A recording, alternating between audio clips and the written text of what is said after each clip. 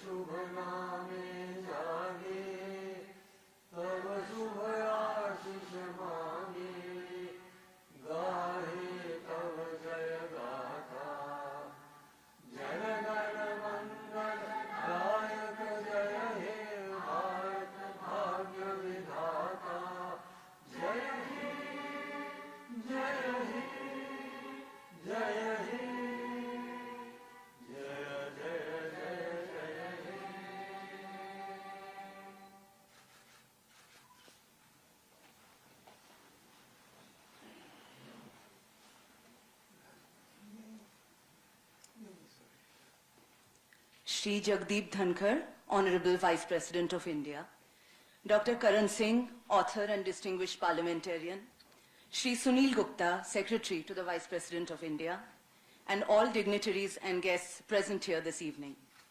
It is my privilege to welcome you to this event, the release of Dr Karan Singh's book, Mundaka Upanishad, The Bridge to Immortality, by the Honorable Vice President of India, Shri Jagdeep Dhankhar.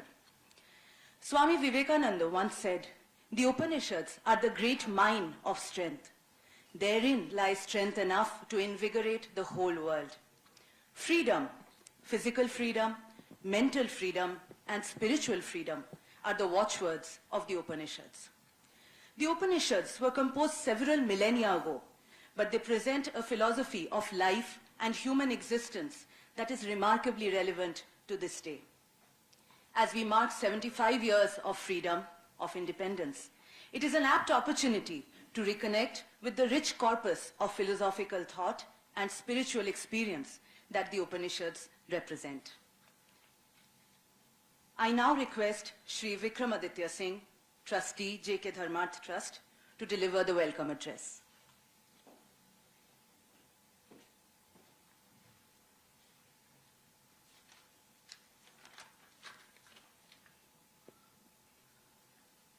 Honorable Vice President of India, Shri Jagdeep Dhankhar ji, Maharaja Dr Karan Singh ji, Trustees of the Jammu and Kashmir Dharma Trust, and friends. Namaskar to all of you. As you know, we are gathered here today for the release of the translation and commentary on the Mundaka Upanishad.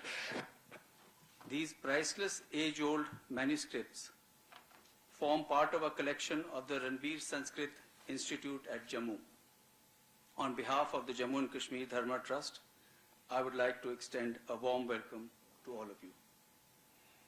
This book has been brought to you by the Trust and was made possible by the tireless efforts of Maharaja Sahab and Pandit Kamal Kishore Sharma.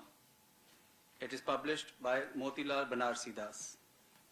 The Trust was formed in 1846 by the founder of the princely state of Jammu and Kashmir, Maharaja Gulab Singh ji. The main objective of the Trust was to safeguard our ancient Hindu shrines, temples, manuscripts, and in general, Sanatan Dharma.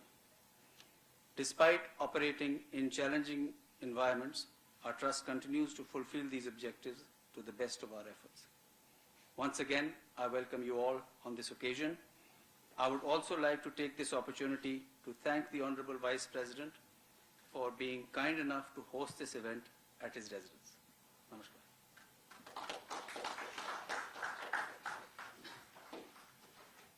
The Hindi translation of Dr. Karan Singh's text, as well as the transliteration of the Sanskrit text, has been done by Shri Kamal Kishore Mishra. I now invite Shri Kamal Kishore Mishra to introduce the book.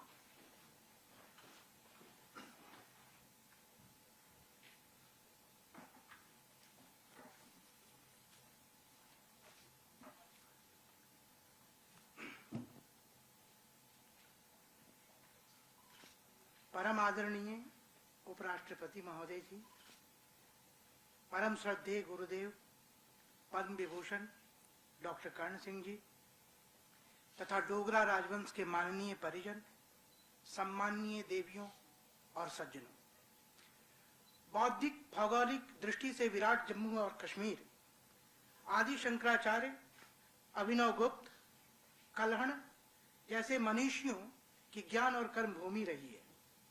ब्रह्मांड के दिव्य नर्तन भगवान शंकर तथा डोगरा राजवंश के कुल देवता श्री रघुनाथ जी के आशीर्वाद से महाराजा रणवीर सिंह जी ने 19वीं शताब्दी के उत्तरार्ध में जिस महती कार्य को प्रारंभ किए थे, वो विश्व की ज्ञान परंपरा में भारतीय अवदान को प्रशस्त करते हैं। महाराजा रणवीर सिंह जी के समय उनके राज्यकाल में रुडोल्फ रॉथ, ब्यूलर, ऑरियलस्टाइन जैसे प्रसिद्ध इंडोलॉजिस्ट, पैलियोग्राफिस्ट, एपिग्राफिस्ट ने राज्य में भ्रमण कर स्थानीय विद्वानों से परिचर्चा करते रहे।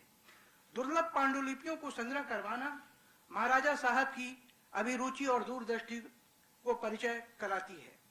अंततः इसका बहुत विशाल और अद्भुत संग्रह तैयार हो गया और समय के साथ इसमें वृद्धि होती चली गई। भारतीय ज्ञान परंपरा में मत, अभिमत, खंडन, मंडन, सिद्धि और संवाद की परंपरा का महत्वपूर्ण स्थान है। इन पांडुलिपियों में मूल संस्कृत पर वृत्ति, वार्तिक, भाष्य, टीका, दीपिका, प्रदीपिका इत्यादि लिखने की अत्यंत समृद्ध बौद्धिक परंपरा रही है। इस संस्थान को रणवीर संस्कृत रिसर्च इंस्टीट्यूट के नाम से आज पहचान मिली, जो विश्व के बौद्धिक जगत में एक महत्वपूर्ण स्थान रखता है। इसी अद्भुत विशाल संग्रह से मैन्युस्क्रिप्ट्स को चयन करके 11 खंडों में श्रीमद् भगवद गीता को तैयार किया गया, जिसका लोकार्पण महाराजा साहब के 91वें जन्मदिन पर 2021 में परम आदरणीय प्रधानमंत्री मोदी जी ने उसका लोकार्पण किया था। 92वें जन्मदिन पर 2022 में 3 वॉल्यूम्स में कैटलॉग को प्रकाशित किया गया, जिसकी शुरुआत सर ऑलियनस्टाइन ने 1894 में किया था। उसके बाद 1971 में, 72 में और 84 में डेक्कन कॉलेज पूना से पाटकर जी ने उसको संग्रह किया था।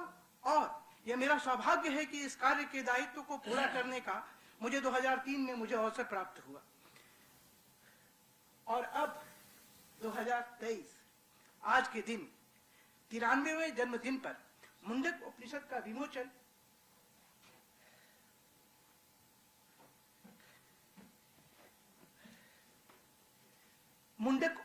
का विमोचन माननीय उपराष्ट्रपति जी आपके कर कमलों से संपन्न हो रहा है। मुंडक हम सब के लिए ये परम सौभाग्य की बात है। मुंडक का अर्थ मुंडन या मस्तिष्क को अत्यधिक शक्ति प्रदान करने वाला है। इस पर विशेष प्रकाश माननीय डॉक्टर साहब से हम सभी थोड़ी देर में लाभान्वित होंगे। इसका महत्व इस तथ्य से प्रकाशित होता है कि हमारे भारतवर्ष का राष्ट्रीय आदर्श वाक्य इसी मुंडक उपनिषद के सर्वज्ञात मंत्र से है। सत्यमेव जयते नानृतम सत्येन पंथा विततो देवयान। यहाँ 6 पांडुलिपियों को संग्रहित किया गया है। आदि शंकराचार्य के भाष्य, कमेंट्री, भाष्य टिप्पण सेपरेट और नारायण पंडित की दीपिका को हमने यहाँ पर संग्रह किया है।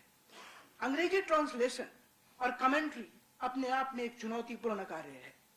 साधारणतया इंग्लिश में शास्त्रीय भाष्य लिखने की परंपरा कम ही देखने को मिलती है, लेकिन ऑनरेबल डॉक्टर साहब की रुचि ने इस चुनौतीपूर्ण कार्य को हृदय से स्वीकार किया और अंततः इसे अद्भुत रूप में प्रस्तुत कर दिया। भारत की ज्ञान परंपरा, the highest thought of our country, civilization and Indian intellectual tradition is being brought out in this particular publication with the thought-provoking भाष्य commentary by Honorable Dr. साहब। उनकी साधना, उनका चिंतन, उनका अभिधान का यह परिचायक है। यहाँ पर मैं थोड़ा सा एक पासिंग रेफरेंस दे रहा हूँ। मैसूर के रॉयल पुस्तकालय के क्यूरेटर डॉक्टर श्याम शास्त्री 1904 में अचानक उन्हें जब वो मैन्युस्क्रिप्ट को देखते थे तो एक पांडुलिपि मिली और उस पर उन्होंने 1904 में लिखा। 1909 में लिखा और 15 में लिखा, तब पता चला पूरे संसार को कि कौटिल्य नाम की कोई चीज है। पहली बार कौटिल्य के अर्थशास्त्र को 100 साल पहले श्याम शास्त्री जी ने लाया था। इसी तरह मुझे लगता है कि श्री रणवीर संस्कृत रिसर्च इंस्टीट्यूट के विशाल संग्रह में न जाने कितने अनमोल रत्न हैं जो पूरे विश्व की बौद्धिकता को नई ऊर्जा और पहचान देने का सामर्थ्य रखते हैं। भारत माँ की श्रेष्ठता की सिद्धि में इनकी महत्वपूर्ण भूमिका हो सकती है। यह हमारे देश का सौभाग्य है कि जम्मू कश्मीर के डोगरा राजवंश में महाराजा साहब के नेतृत्व में इन दुर्लभ अमूल्य पांडुलिपियों को संग्रहित, संरक्षित और संवर्धित किया है। जबकि यह मेरा परम सौभाग्य है कि गुरुदेव डॉक्टर साहब डॉक्टर कर्ण सिंह जी का आशीर्वाद और उनके समस्त परिजनों का विशेष स्नेह मिला है, जिसके परिणाम स्वरूप पांडुलिपि विद्या के अनमोल रत्नों को विश्व के समक्ष प्रस्तुत करने में हम सक्षम हो पाए हैं। डॉक्टर साहब के 93वें जन्मदिन पर आदरणीय उपराष्ट्रपति जी, आपका जो अनुग्रह हम लोगों को मिल रहा है वो हमारे मार्ग को प्रशस्त और सशक्त करेगा। अंत में 120 वर्षों से संस्कृत प्राच्य विद्या के प्रसिद्ध प्रकाशक मोतीलाल बनारसी दास के श्री राजेंद्र प्रकाश जैन और वरुण जैन ने पूरे मनोयोग से इसका प्रकाशन किया है। अंत में आप सब दिव्य जनों के अंतःस्थल में स्थित जगत जननी जानकी जी और श्री रघुनाथ जी को बारंबार प्रणाम करते हुए डॉक्टर साहब की उद्बोधन का हम सब श्रवण करेंगे। नमस्कार, धन्यवाद।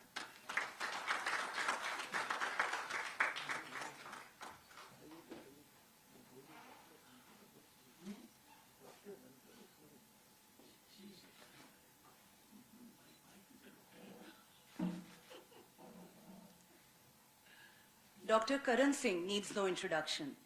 However, it is my honor and privilege to introduce Sir with a few brief words.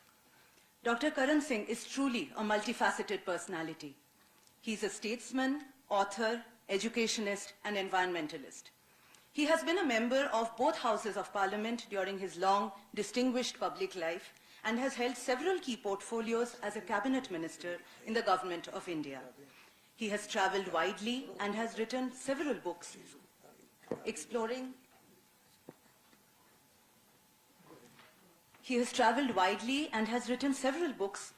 diverse themes and subjects.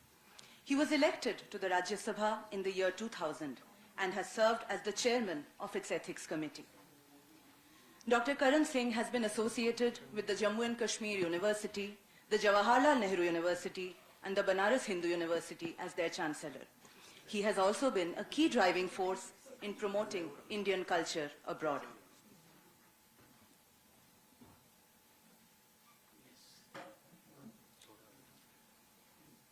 Sir has been awarded with the Padma Vibhushan in Public Affairs in the year 2005, and in the year 2011 has been conferred with the Outstanding Parliamentarian Award instituted by the Indian Parliamentary Group. Sir, I now request you to address the audience.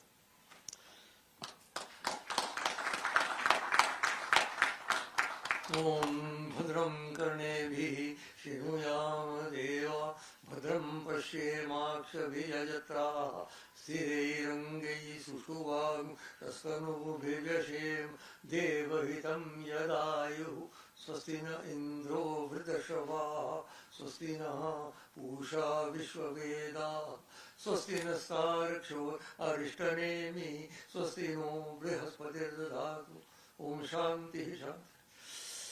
Shri Jagdeep Dhankhar, Mr. Secretary, and family and friends gathered in this very historic residence. I remember coming here way back when Dr. Radhakrishnan was Vice President. That would be back in 1950 when Rajan Babu became President and he became Vice President. And so many times after that, Dr. Zakir Hussain and others great scholars been there, and now my good friend Jagdeep Dhankhar has been kind enough when the suggestion came that this book be released. He said, "Hamare ghar mein karna hai." Thank you very much for your hospitality. I think he deserves a round of applause.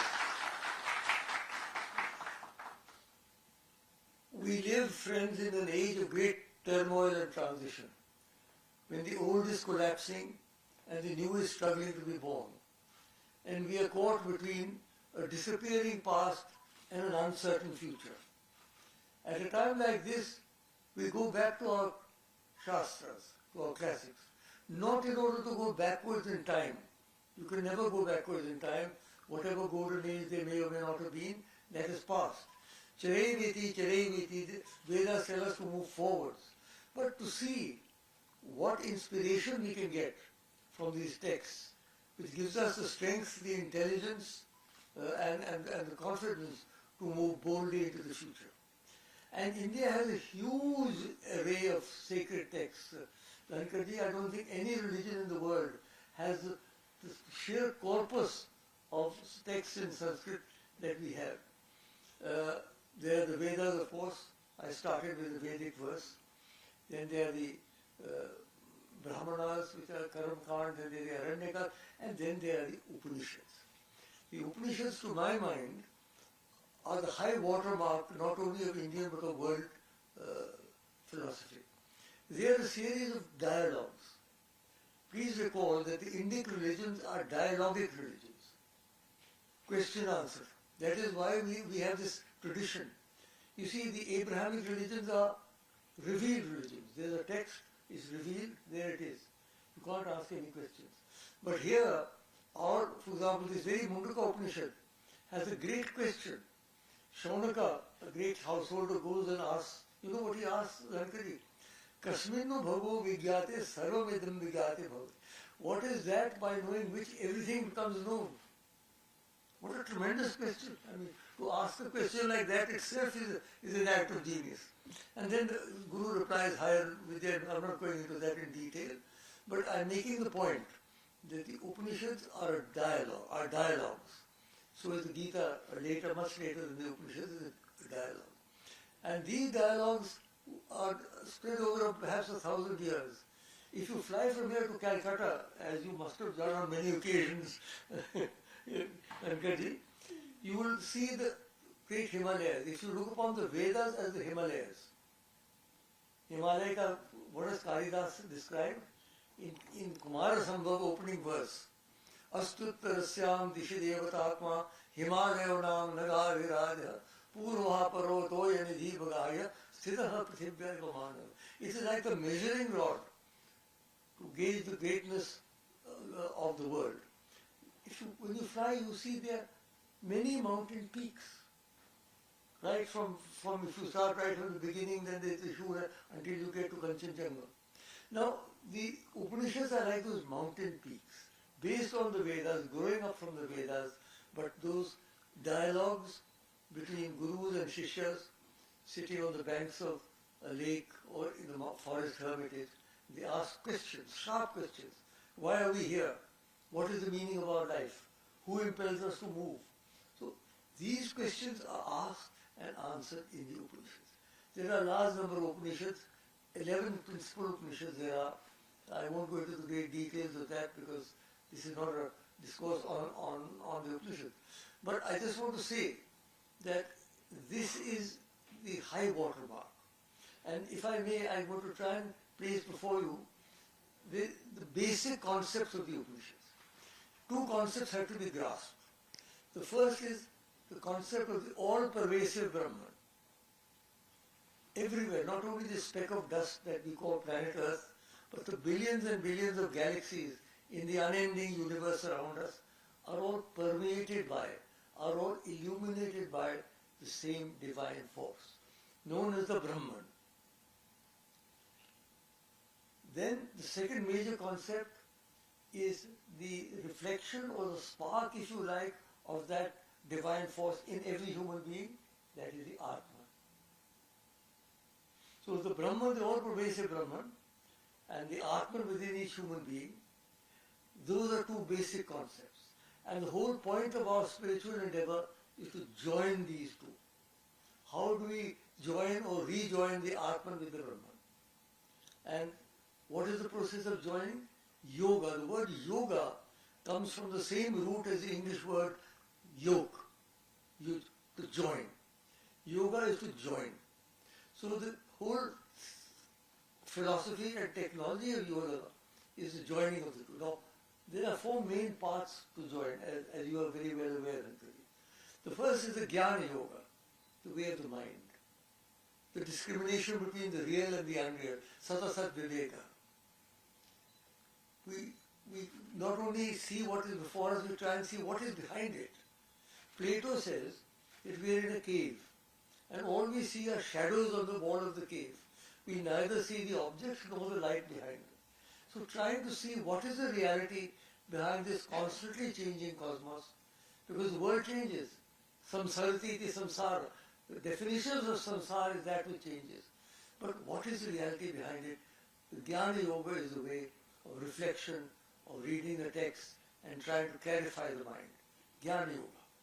The second is the Bhakti Yoga. That is the way of the heart. Unless the heart opens in love and devotion and dedication to whatever form of the divine you choose, it won't work. You can't fly on one engine. You need the emotions also. You have to fall in love with the divine. Unless there is love, unless your emotions are working, you are only working up in the head. It's not good enough. So the Bhakti Yoga, that is why we have such an array of gods and goddesses, and people are bewildered when they ask me, how do you have so many? They are not different gods and goddesses. They are different forms of the same Brahman. I tell my Muslim friends, they ask me, इतने देवी देवता, मैंने कहा आपके 99 नाम है अल्लाह के, वो 99 नाम मानते हैं, हम 99 रूप मानते हैं ब्रह्मन के, ये फर्क है. Some you can worship with a form, you can worship without a form.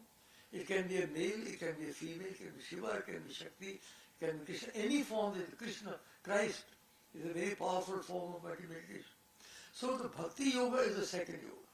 The Jnana Yoga is the way of the mind, the Bhakti Yoga is the way of the heart. The Karma Yoga is the way of the arms. The Upanishad also stress, Kurvani viha karmani, jivhet shatam samaha, evam toina netetosti, na karma lipyate nare. Ishavasya, the second line is Karma Yoga. Because we all have to do something, we can't sit. We may have a cottage in Kashmir, but we can't sit there all the time. Because we've got to get back into Delhi. Delhi pulls you back. Once you're in Delhi, you can never leave Delhi. So, the thing is that you can have a cottage, but you can't live there. So, the Karma Yoga, we've got to do something. Everybody has got to do something. Everybody in this room is either a lawyer or a journalist or a thinker or a writer or something. You've got to do something. Now, Gita gives us a very good key to Karma Yoga. Yata pravritti bhutanam yen sarvamidam tatam swakarmana tamabhyarcha siddhim binditi manam. That force which permeates the entire universe, by worshipping that through your work, man meets towards perfection. Not every yoga is Karma Yoga. दुष्ट कर्म करो तो दो योग नहीं है. Karma is yoga, work dedicated to the divine.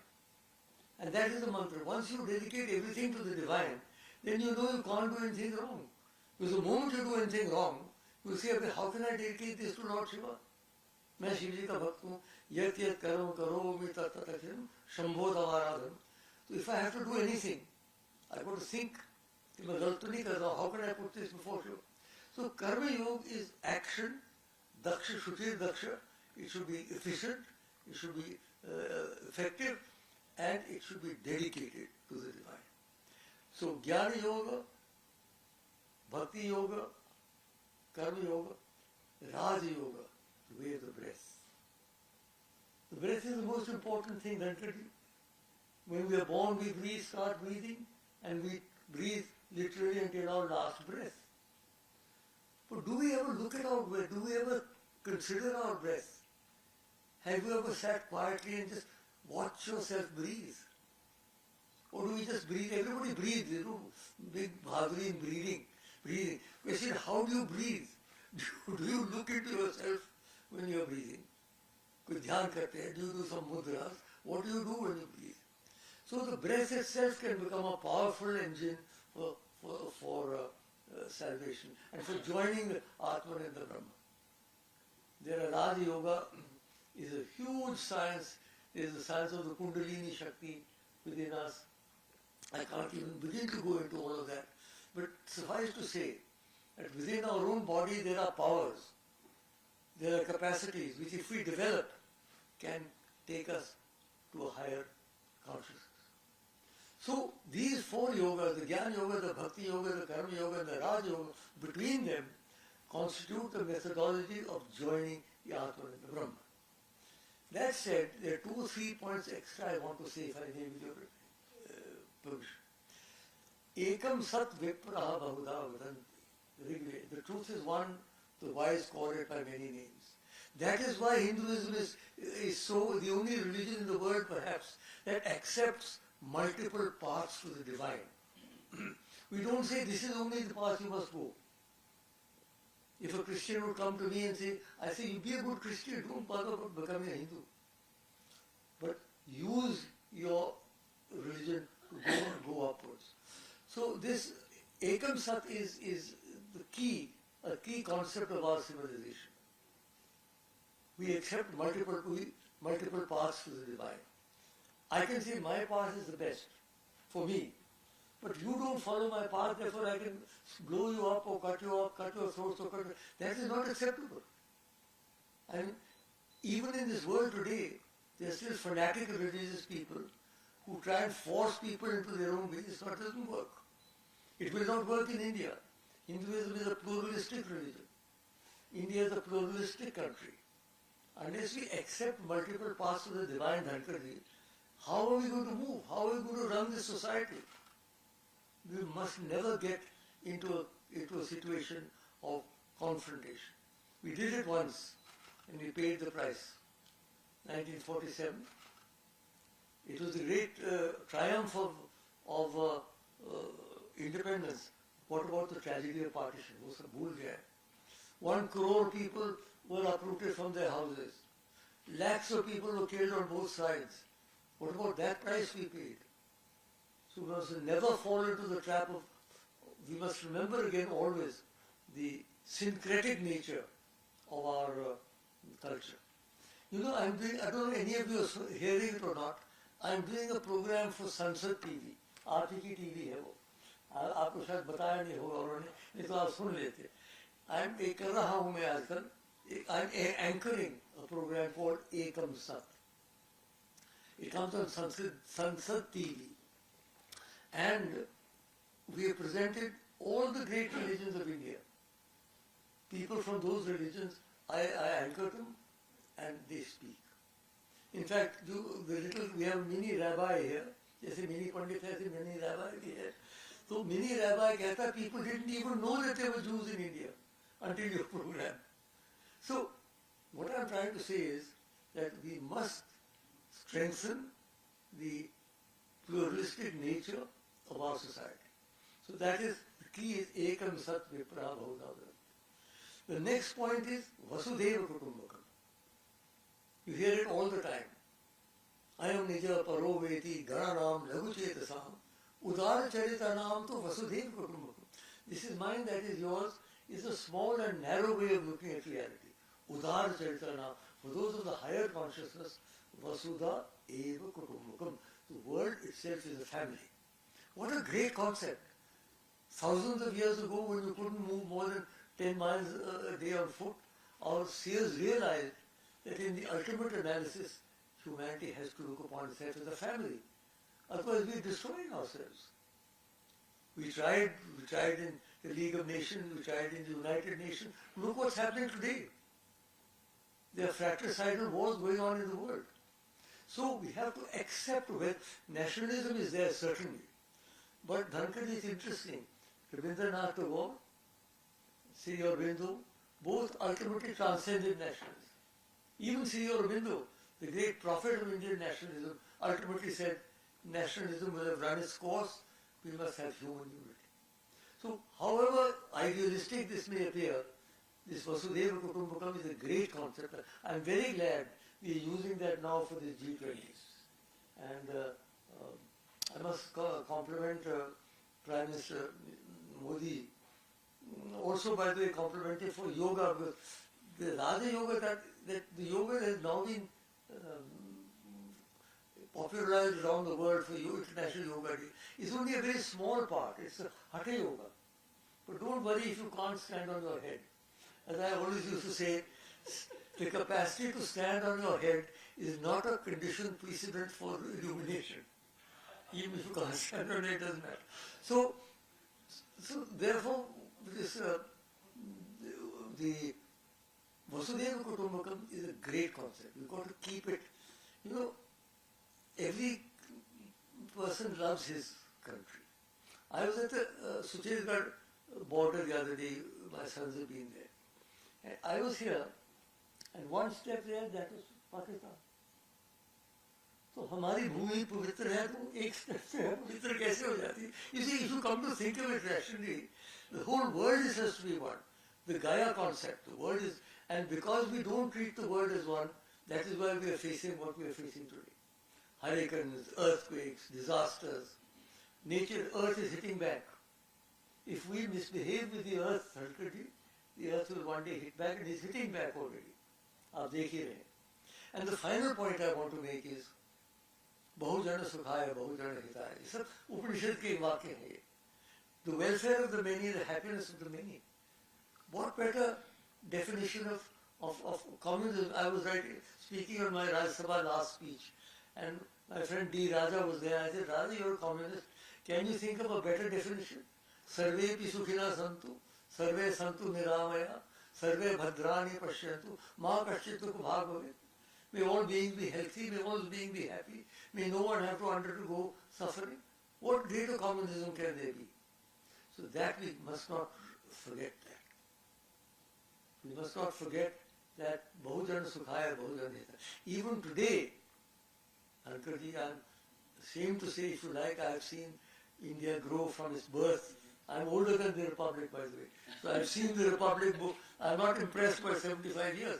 But I've seen from Jawaharlal Nehru to Narendra Bhai Modi, every Prime Minister I've seen, everybody has tried to remove poverty. Not yet.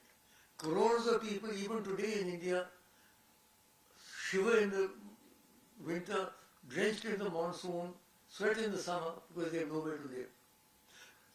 Crores of children in Dhankarji, even today, are malnourished and do not get enough inputs so that their bodies and minds are warped. Is it not a disgrace and a shame that after 75 years and all that everybody has done, every Prime Minister has done, we have not got there?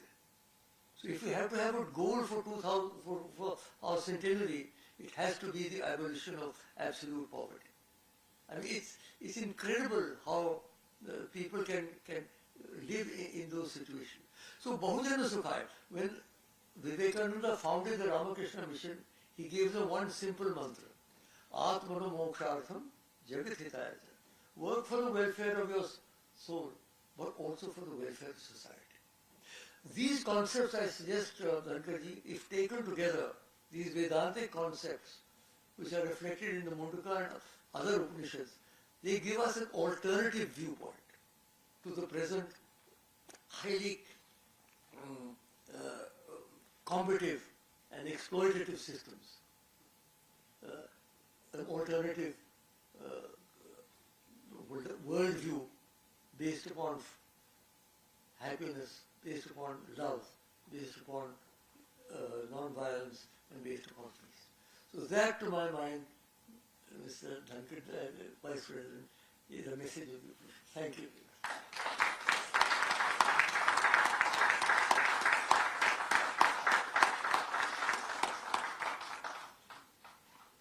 Sir, thank you so much for your enlightening words. May I now request Honorable Vice President Shri Jagdeep Dhankhar ji to release Dr. Karan Singh's book on the Mundaka Upanishad.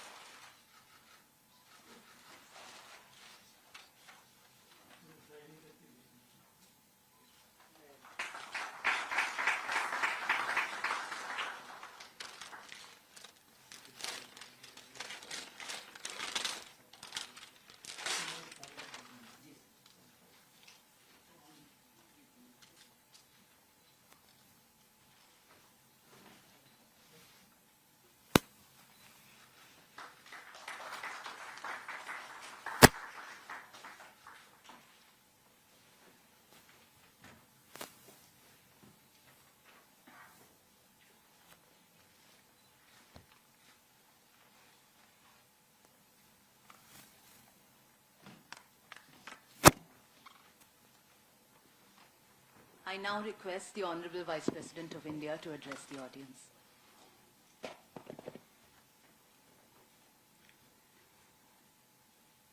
Very frankly, I do not possess the credentials to perform the duty I am doing at the moment. Ever since I became a member of Parliament in 1989, it was my dream come true when I came to interact physically, not virtually, with Dr. Saab at India International Center. Never ever thought in my life I will be so privileged, honored, to secure a moment ever to cherish that I will be doing what I have done a while ago. Distinguished author, Padma Vibhushan, Dr. Karan Singh, his family members, members of the trust, distinguished friends, and his admirers. Shri Sunil Kumar Gupta, Secretary to the Honorable Vice President of India. Friends, at the outset, I join you all and many more across the globe in wishing Dr. Karan Singh a very happy birthday as he enters 93rd year. Dr. Singh enters 93rd year of an eventful life marked with sublimity, simplicity, disarming modesty, and captivating elegance. Dr. Singh is a shining example of how age is just a number.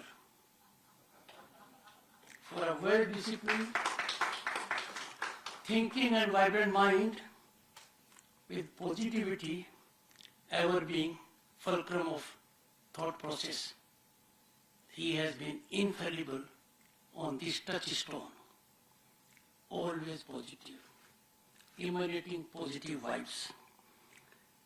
An extraordinary scholar who synergizes deep knowledge with enormous, huge personal experience of decades, that's more than my age. Born a prince, he relinquished the elitist image and adapted himself to a democratic order of which, to our good fortune, he remains a leading light. Friends, as Chairman Rajya Sabha, I miss him. His presence both in Lok Sabha and Rajya Sabha was highly impactful.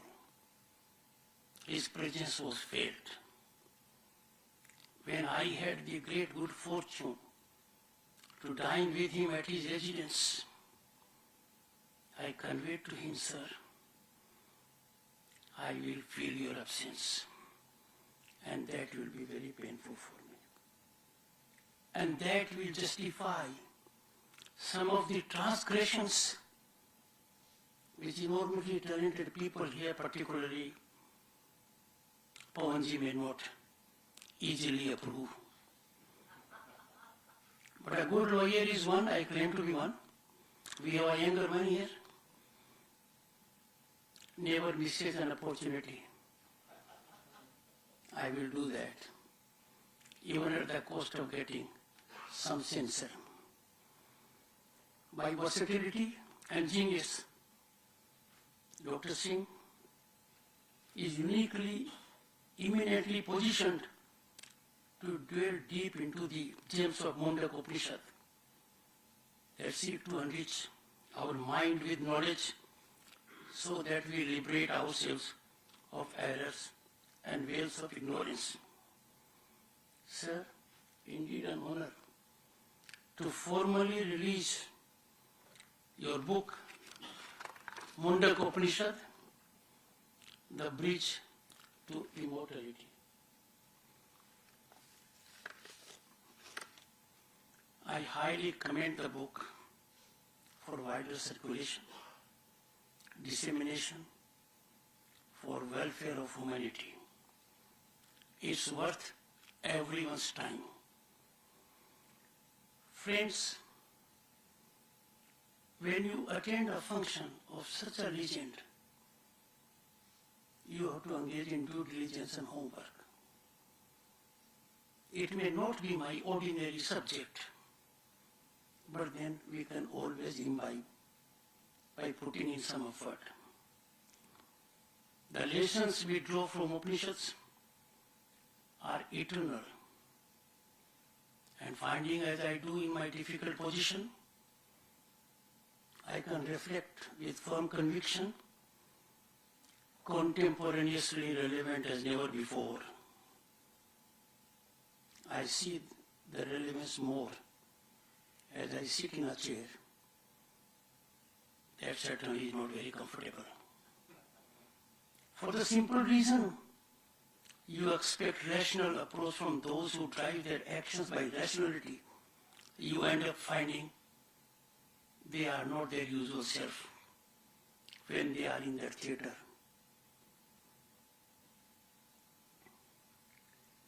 Upanishads take us to wholesome path of order, truth, and moral values. Mundaka Upanishad is of particular significance to us. From one of its part mantra, we have taken Satyamev Jayate. The motto is written below the Ashoka emblem, which is our state emblem. Friends, it is my constitutional duty and honor to sit below the hallowed emblem as Vice President and Chairman of Rajya Sabha and be in the service of the nation. Without fear of contradiction and with deep conviction, I assert Dr. Singh, during his long, illustrious parliamentary career, exemplified constitutional virtuosity that calls for adulation and emulation. I commend every parliamentarian to reflect on the best parliamentarian of a particular year, to work in favor of the nation, ignoring partisan stance. Dr. Singh reflects the essence of our founding fathers of the Constitution. They evolved Constitution through dialogue, debate, discussion and deliberation. Sir, you are aware more than anyone else. Constituent Assembly members traversed highly contentious issues, divisive issues, including of language. And all they did without there being a single disturbance, single disruption. No one came to the well, and they gave us this great document, the Constitution. I had spoken of transgressions. It is justifiable. I am before a man who more than my age has set high example of public life behavior. Contemporary scenario in the campus of democracy today is wearisome. Disruption and not decorum is order of the day. I call upon people, in particular intelligentsia, media and youth, to generate mass awareness to contain this sliding of our parliamentary system. Time for such moment has come so that we with pride, we become members of the largest democracy, mother of democracy on earth. It is for us to ensure that the world looks up to our parliament as most disciplined, articulate and strongest legislative forum of debate. Undoubtedly, and no doubt, our people are concerned and anguished with projection of disruptors of proceedings, shouters of slogans, practitioners of India cross conduct, throwing of papers and whatnot. Can we sanctify it? Can we approve of it? Can we continue to observe silence at such kind of sliding of our democracy before our own eyes? I am before a man who has indicated order and truth. Be intrepid. We cannot afford to do that. Our parliamentarians need to exemplify conduct which can motivate, inspire, energize our people and young minds and give direction to the country. Friends, Bharat is in Amritkal. The gentleman, the author, Padma Vibhushan awardee, respected in the country and outside, known for his massive contributions in all fields as a statesman, as diplomat, as parliamentarian, as politician, as someone in command for executive actions in the governments of several prime ministers. It is his presence that makes me courageous enough to indicate we are the most functional democracy on the planet as on date.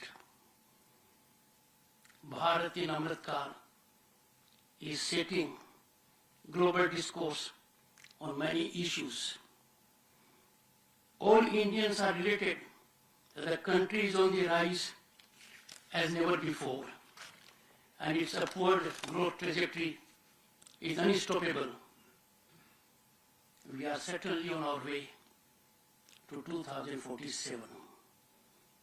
Young minds who are before us, some of us may not be around at that time, but the warriors of 2047 who are in their 20s and 30s must not get despair from us. They must get positive directional approach from us. How ironical, how painful, how excruciating pain people like him can feel. The world is applauding our historic accomplishments and functional, vibrant democracy.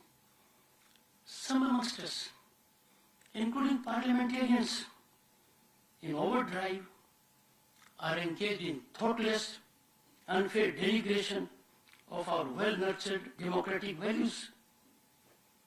How do we justify such wanton orchestration of factually untenable narrative? And mark the timing, this unwholesome misadventure. India is having a moment of glory, being president of G20, and there are people outside from the country working in overdrive to denigrate us. Such misplaced campaign mode to taint and tarnish our parliament and constitutional entities is too serious and exceptional to be ignored and countenanced. Friends, no political strategy or partisan stance can justify compromising our nationalism and democratic values. I am before a noble soul. My silence on this misadventure, if I observe silence on this orchestration by a member of parliament outside the country, which is ill-premised, unwholesome, motivated, I would be on the wrong side of Constitution.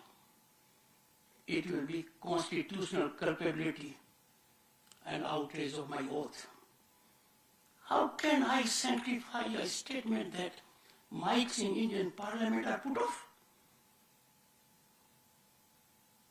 How dare anyone pick up courage to say so? Has there been ever illustration? Yes, we did have a dark chapter of our political history. Proclamation of emergency. The darkest period which any democracy can suffer. The Indian democratic polity has now matured. There can be no repeat of that. Anyone who says so inside the country or outside, that in the Indian Parliament mics are put off, is an affront to the nation. Imagine this being done after having held the floor for nearly 50 minutes. Such kind of wanton misadventure to run down our democratic fabric and values cannot be countenanced. I call upon everyone, intelligentsia, media and youth who are warriors of 2047, rise to the occasion, expose these forces, neutralize them. I am not a stakeholder in politics. I don't engage in partisan stance, but I do believe in constitutional duty. And I know fear cannot dominate my mind after I have kept Dr. Singh on my right side for so long. If I observe silence, the vast majority of people who believe in this nation would be silenced forever. We cannot allow such kind of narrative to gain currency and momentum by those elements who wish to antidote our rising growth. Tell me, friends, what can be more distant from truth than this? I preside Rajya Sabha.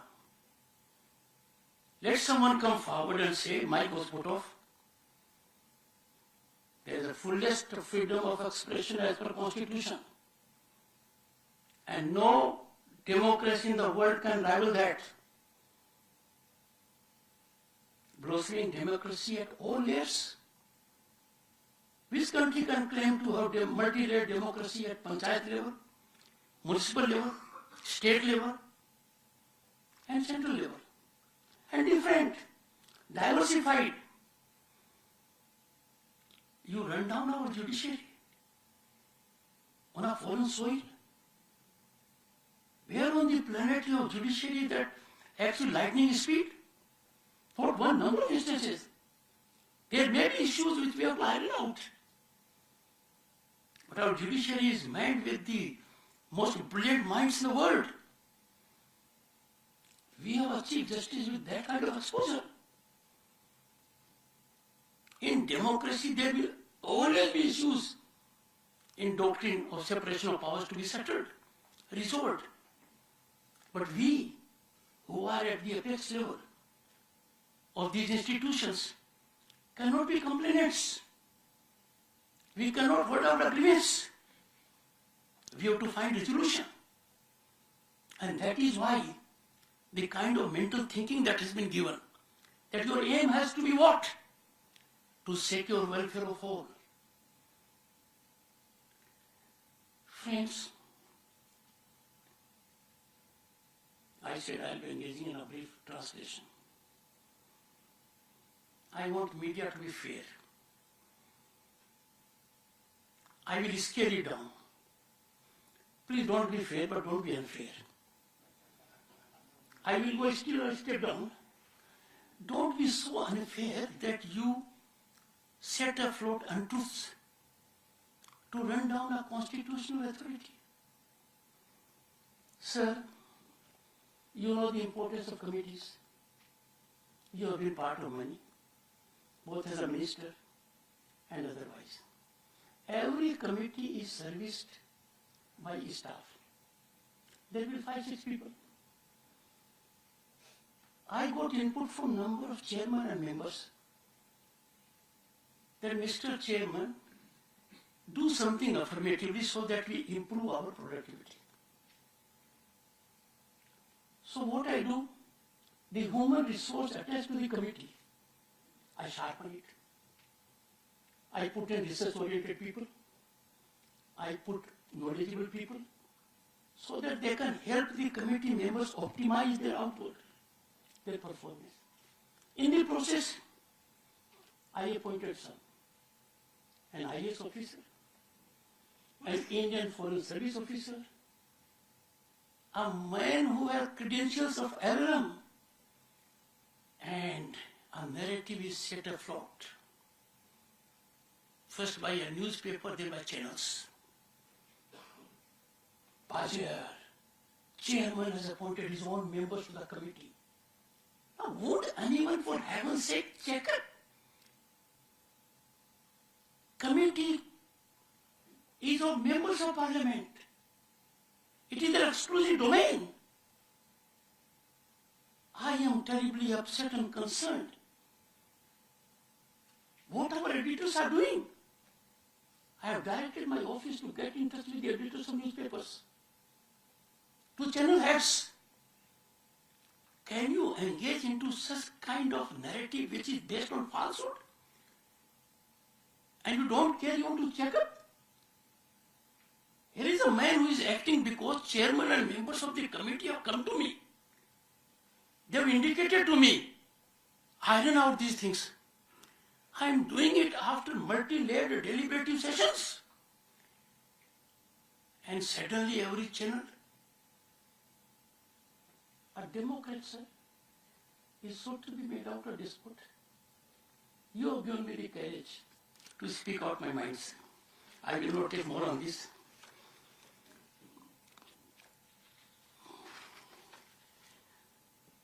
Sir, I have friends.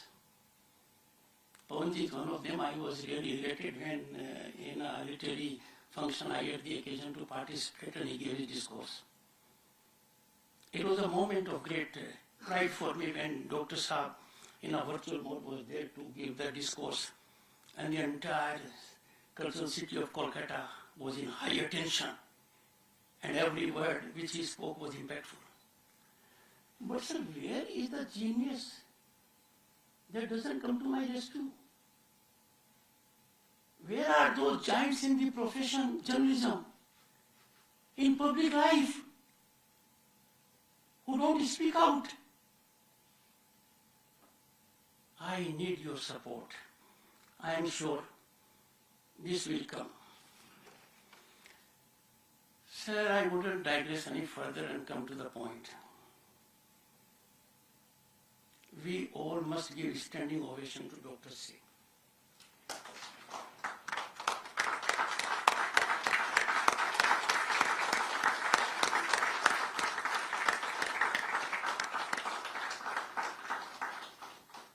Sir, I am a selfish man. We need Dr. Singh for many years to come. We need Dr. Singh to be in good health and happiness,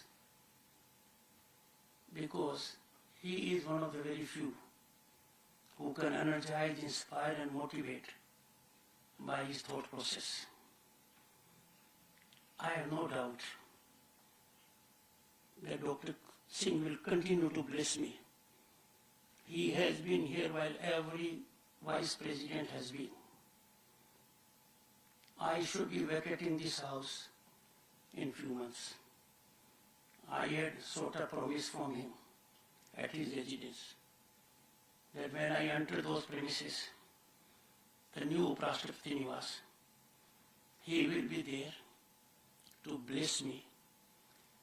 And I know a man at his level is not required to articulate by words, but all that I have said before you, indicating my serious concerns, I can tell you, I am his eklavya. I do it with his constructive sanction. I am grateful to the organizers for affording us this very great opportunity in the honor of a great man whose discourses and writings are well read. Sir, lastly, when I was Governor of the State of West Bengal, I used to say one thing jokingly, that in कौन बनेगा करोड़पति? There are 4 lifelines. One can phone a friend, one can speak to it. As Governor of West Bengal, I had no lifeline. Sir, as Governor of West Bengal, I could have had some lifeline. As Chairman Rajya Sabha, I have none.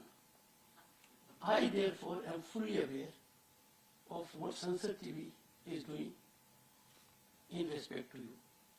And only this afternoon, we had a session how to put it at a much higher pedestal. And my top 3 officials, including the Secretary to the Vice President, Senior Vice President, we deliberated that we have to be different, emanate a thought process of people possessed of sublimity, knowledge, and about whom only you can say one thing. We are ever in salutation of you. Thank you.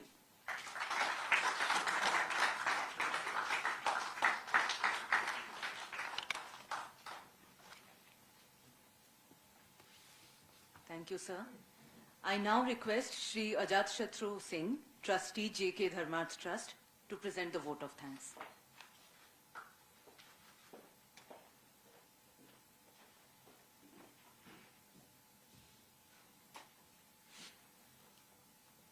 प्रणाम, नमस्कार और खास करके खमागणी to Dhankhar जी। मुझे धर्म संकट में डाल दिया गया क्योंकि मैं हिंदी में स्पीच लिखता हूँ नॉर्मली, पर कहा गया कि अंग्रेजी में बोले, कोशिश करूंगा sir. His excellency honourable Shri Jagdeep Dhankhar ji, उनके साथ विराजमान आदर योग महाराजा डॉक्टर करण सिंह जी, उनके साथ विराजमान श्री सुनील गुप्ता जी, मैं खास करके डॉक्टर कमल मिश्रा जी को धन्यवाद देना चाहता हूं, जो इतनी कठिनाई, इतना समय लगा के इन्होंने एक किताब तो नहीं कहूंगा पर एक विरासत हमें दी गई है, जो कि अगले जैसे धनखर जी ने कहा कि अगली जो जनरेशन है उनके लिए एक ये विरासत है।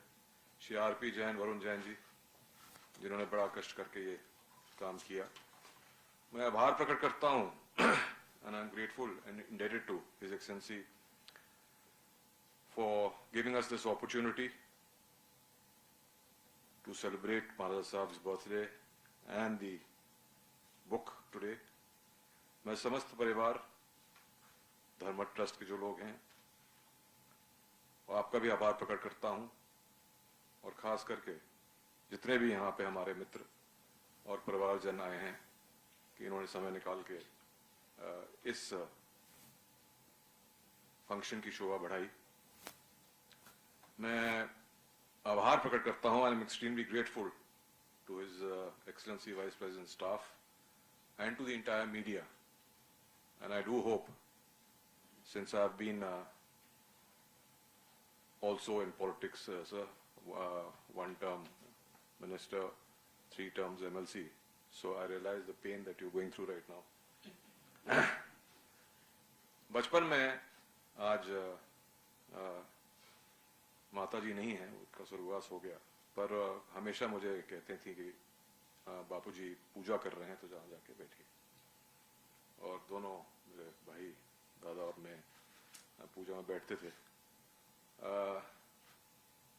मुझे इसमें कोई शंका नहीं है कि मेरे डीएनए में कोई प्रॉब्लम है, क्योंकि अभी गाड़ी में जब मैं बैठा तो मैंने स्पीच लिखी तो उसमें मैंने खाली 2 श्लोक लिखे, और श्लोक मैंने संस्कृत नहीं पढ़ा क्योंकि मैं अंग्रेजी स्कूल में पढ़ा हूं, तो अंग्रेजी स्कूल में संस्कृत नहीं पढ़ाई जाती।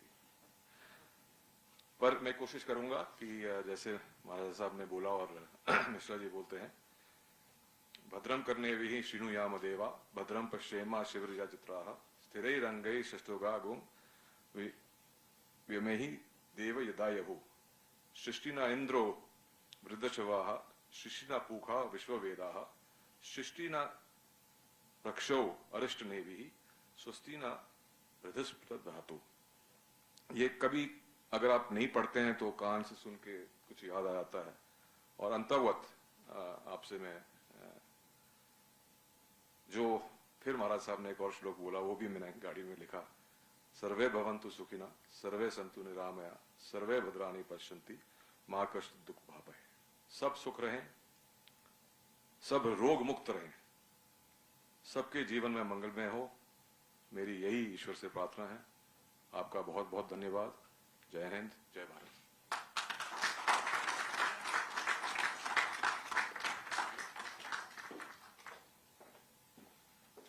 I request all present to please rise for the national anthem.